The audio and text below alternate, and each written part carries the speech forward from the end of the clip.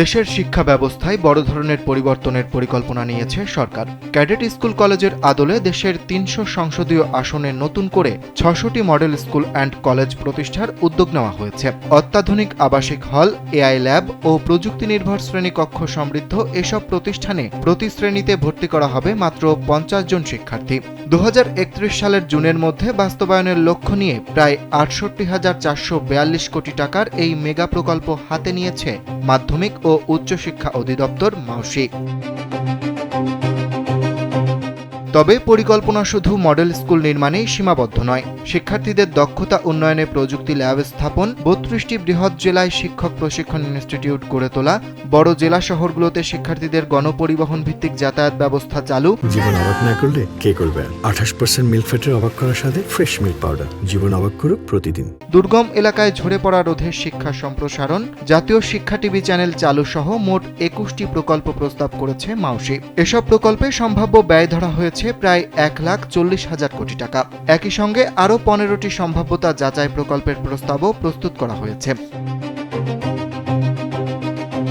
এছাড়া secondary education development programme SEDPর আওতায় অব্যয়িত অর্থ থেকে ১১,৬৩৪ কোটি টাকার নতুন স্কিম নেওয়া হয়েছে। এর মধ্যে রয়েছে স্কাউটিং কার্যক্রম সম্প্রসারণ, শিক্ষকদের পেশাগত দক্ষতা বৃদ্ধি, শিক্ষা গবেষণা, ডিজিটাল কন্টেন্ট উন্নয়ন, কারিগরি ও মাদ্রাসা শিক্ষার ডিজিটাল রূপান্তর এবং শিক্ষার্থীদের পাঠ্যাভ্যাস ও সৃজনশীলতা বিকাশের উদ্যোগ।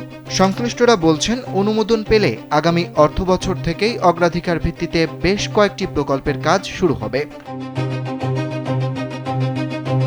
শিক্ষা খাতে বরাদ্দও বাড়ানোর প্রস্তাব করা হয়েছে।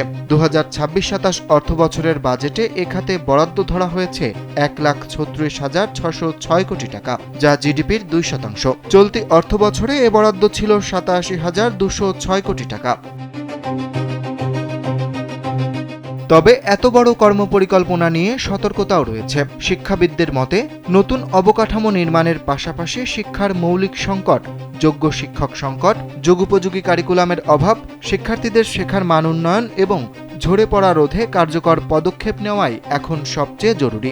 অতীতের অনেক প্রকল্প সময়মতো শেষ হয়নি কিংবা প্রত্যাশিত সুফল দেয়নি। তাই নতুন উদ্যোগগুলোর ক্ষেত্রেও সঠিক পরিকল্পনা, জবাবদিহিতা ও কার্যকর বাস্তবায়নের উপর জোর দিচ্ছেন তারা। অন্যদিকে মাউসি বলছে, নির্বাচনী প্রতিশ্রুতির সঙ্গে সামঞ্জস্য রেখেই এসব প্রকল্প নেওয়া হয়েছে এবং অনুমোদন পেলেই দ্রুত বাস্তবায়ন শুরু হবে। অরিত্র বাসু, কালবেলা।